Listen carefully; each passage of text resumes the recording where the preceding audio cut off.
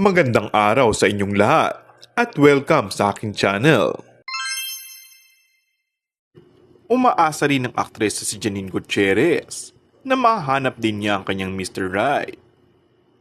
Nasa marrying age na rin kasi si Janine, whose last relationship was with kapamilya actor Paolo Avellino, na nalink naman ngayon sa kapamilya host actress na si Kim Chiu.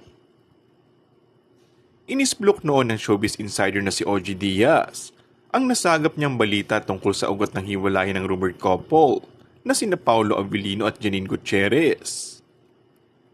Si Janine daw ay nakausap na si Paolo.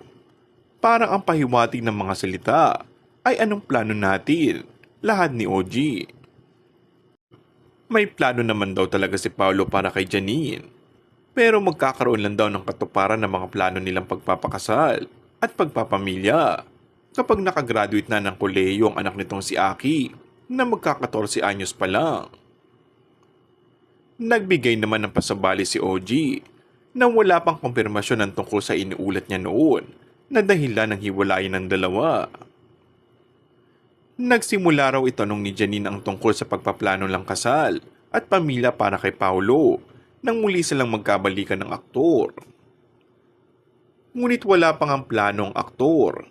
Sayang naman daw, dahil tila handa na nga si Janine na lumagay sa ganong estado ng buhay.